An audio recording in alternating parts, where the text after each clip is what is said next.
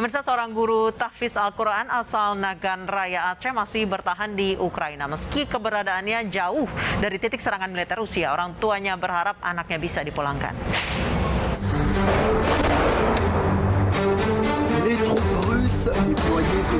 Serangan operasi militer khusus Rusia terhadap Ukraina membuat situasi mencekam. Kepanikan tidak hanya bagi warga yang berada di wilayah yang diinvasi Rusia, juga keluarga dan kerabat yang berada jauh dari Ukraina. Begitu juga dengan orang tua Muhammad Fatah, seorang guru tahfiz Al-Quran asal Serbajadi, Nagan Raya Aceh yang masih bertahan di Ukraina. Meskipun keberadaan guru tahfiz yang masih berumur 25 tahun ini jauh dari wilayah yang diserang Rusia. Fatah menetap di Ukraina baru 6 bulan usai lulus kuliah di Turki pada tahun 2021. Kondisinya masih baik-baik saja, masih selamat, juga ada koordinasi dengan KBRI, ya bilang tunggu petunjuk berikutnya, nggak bisa pulang semaunya sendiri.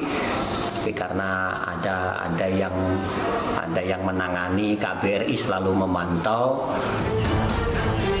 Fatah direkrut Yayasan Sulaiman untuk menjadi guru tahfiz yang ditempatkan di bagian barat Ukraina.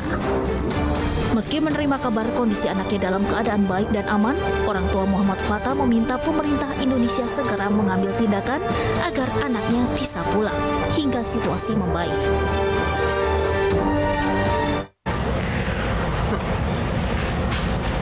Membahas masalah ini kami sudah terhubung dengan Teguh Faizasyah, juru bicara Kementerian Luar Negeri. Selamat malam, Pak Faizasyah. Selamat malam. Baik, Pak Faizasyah, saat ini sejauh mana pembicaraan terkait safety passage untuk warga negara Indonesia dengan Moskow? KBRI kita di Moskow memang telah berkomunikasi dengan Kementerian Luar Negeri Rusia untuk memintakan informasi bila kiranya safe passage akan diberikan. Memang kita juga mencermati ini adalah juga bagian dari hal yang diangkat dalam perundingan bilateral ya antara pihak Rusia dengan pihak Ukraina. Ini masalah safe passage ini tentunya harus dipatuhi oleh kedua pihak dan siapapun pihak bersenjata di tempat pertempuran terjadi. Ini yang masih kita terus pastikan apakah safe passage yang ditetapkan dari pusat, katakan dari Moskow ataupun dari Ukraina, kemudian bisa dipatuhi oleh mereka yang memang bersenjata di lapangan. Baik, baru saja kami berdialog dengan Muhammad Farhan dari Komisi 1 DPR RI terkait banyaknya milisi bersenjata yang tidak berseragam yang berkeliaran di jalan-jalan karena memang perang sudah mulai memasuki kota. Imbauan dari KBRI sendiri di sana seperti apa?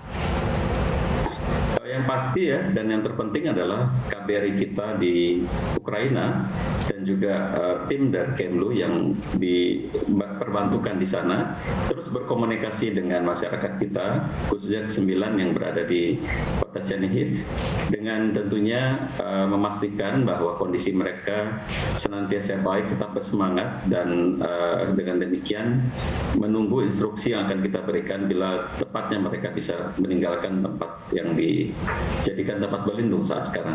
Baik, Pak Faizasyah. Ya. Pak Faizasyah, sebenarnya kondisi kota Chernihiv sebagai kota industri itu saat ini seperti apa, Pak? Apakah memang banyak serangan ke sana? Ini adalah salah satu kota yang sejak awal mengalami pertempuran ya.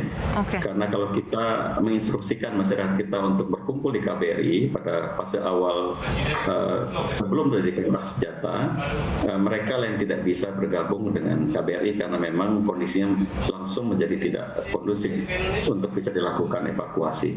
Jadi memang berbeda dengan tempat-tempat lainnya. Kondisi di sana lebih serius dalam artian tidak mudah bagi mereka untuk meninggalkan tempat dan bagi teman-teman di KBRI juga untuk memfasilitasi kepindahan mereka ke tempat yang lebih aman. Baik, saat ini Pak Faizasyah tinggal ada berapa warga negara Indonesia yang masih ada di Ukraina? Selain dari 14 yang kemarin 12 diantaranya terkonfirmasi COVID-19. Total ada 52 di Ukraina sebenarnya ya, termasuk 9 yang terjebak di Chernihiv dan juga tim KBRI yang masih ada di kota Lviv ya, dan ada juga masyarakat kita yang memang masih berada di sana karena menikah dengan warga negara setempat. Jadi total dari hitungan teman-teman di lapangan adalah 52, walaupun ada juga perkembangan di mana warga negara kita tidak terdata sebelumnya dan mereka kemudian memberikan informasi bahwa mereka ada di sana dan alhamdulillah bisa bergeser ke tempat yang lebih aman. Baik, Pak Faizal Shah, dari 52 orang itu, berapa orang yang berada di zona merah, Pak?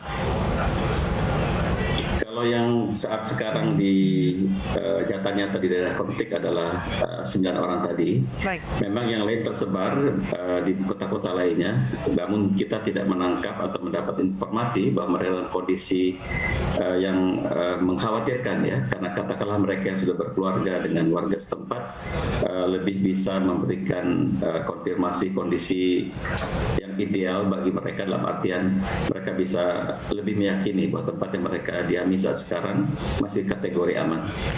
Baik, untuk yang 9 orang dari Binjai ini Pak, saat ini mereka berada di mana? Apakah memang aman di bunker dengan logistik yang cukup, Pak?